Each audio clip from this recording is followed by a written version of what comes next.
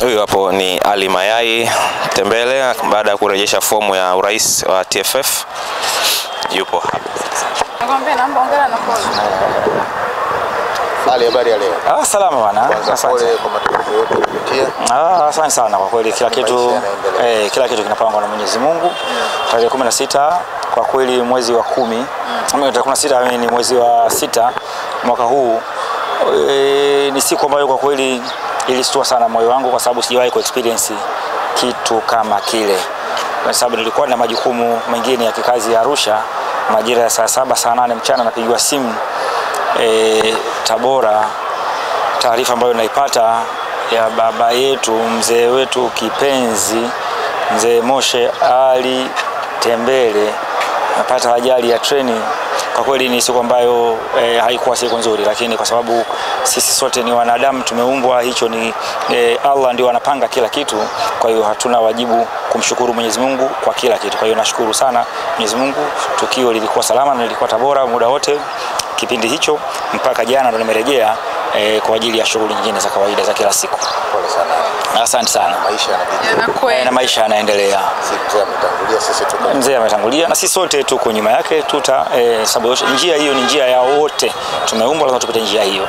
Nasemwa na sasa imetimia kurudisha fomu. Hilo lilokuleta hapa? Ni kweli nimekuja hapa katika ofisi za shirikisho la mpira wa miguu TFF kama ambavyo unavyozungumza.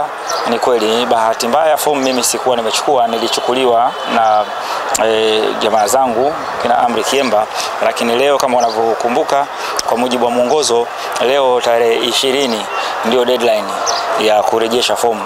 Sasa ndio nimetoka kuzirejesha na kuzikabidhi katika ofisi za shirikisho ili shughuli nyingine ziendelee. Wapo wagombea ambao walishakuwa na changamoto mbalimbali katika zoezi la uchukuaji na urejeshaji wa fomu. Labda kwako ni kuaje? Na swala la uidhinishwaji. Changamoto ni sehemu ya maisha. Changamoto bila changamoto huwa hakuna maendeleo. Changamoto ndio huwa inapelekea kufanya mtu kufikiria, na hata wanadamu tumeumbwa hivyo kwamba kama Mwenyezi Mungu asingetuumba kuwa na njaa, unajua tusingekuwa tunafikiria namna ya kutafuta chakula. Kwa hiyo hata katika hii ni moja kati ya kitu ambacho kwa sababu kikubwa hatuwezi kuzungumza kwa sababu lazima kwanza tuonyeshe kwa mujibu wa miongozo turejeshe, alafu baada ya hapo mamlaka ndio itatoa taarifa rasmi kwa sababu tumerejesha, ndio yapata endorsement lakini sasa nafikiri baada ya mamlaka ndio yenye mamlaka, kwa sababu sasa hivi unajua sio wakati wanania kuzungumza, wenye mamlaka ndio watatoa taarifa baada ya mchakato mwingine ukiwa unaendelea. Umezikosa na wewe au umezipata? Kwa kweli kama ulivyozungumza ni changamoto, lakini as far as nilichukua lazima nirejeshe. Kwa hiyo nimerejesha kwa sababu nilichukua. Lakini endorsement hujapata? Endorsement kwa sababu kwa mujibu wa kanuni za uchaguzi endorsement kwa mtu mmoja, miaka ile ya nyuma wakati ule ilikuwa ni endorsement ilikuwa chama, unajua ilikuwa chama au shirikisho la soka inaweza kaendorse hata watu 5 watu 6 kwa sababu ilikuwa ni kama vile vetting, kwa maana ya kudhibitisha tu kwamba huyu mtu ana uwezo, ana experience, anafaa katika nafasi hii.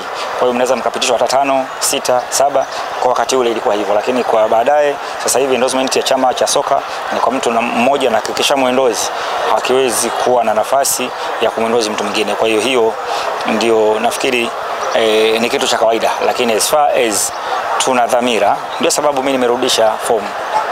Lakini bado hujajibu swali kama umepata au umekosa. Sasa mamlaka ndio itatoa taarifa rasmi kwa sababu ndio sababu kuna mwenyekiti wa kamati, kuna kamati ndio ina mamlaka ya kuzungumzia haya. Sisi tunatakiwa kucomply na kanuni. Na kwa kurejea uchaguzi uliopita, bila shaka kila kitu umefanya kiwe sawa sawa kupisha yale yaliyotokea kwenye uchaguzi uliopita yasitokee kwenye uchaguzi. Ni kawaida. Unajua kadiri siku zinavyozidi kwenda huwa kanuni, sheria na taratibu huwa zinabadilika kutokana na mahitaji ya kila wakati. Kwa hiyo ni kitu cha kawaida ambacho tunatakiwa kujiandaa kukifanya hivyo ili kuendana na mahitaji ya wakati, kwa sababu kila wakati huwa na mahitaji yake tofauti na wakati uliopita. Kikubwa ni kujiandaa kujiandaa kikanuni na kisheria ili kuendana na mahitaji ya wakati. Na umeridhishwa na mchakato mzima wa kuchukua na kurejesha?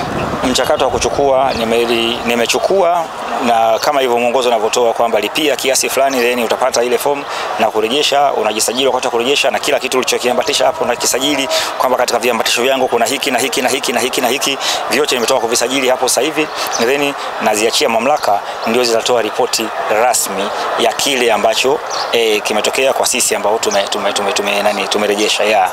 Asante sana. Shukrani. Asante sana.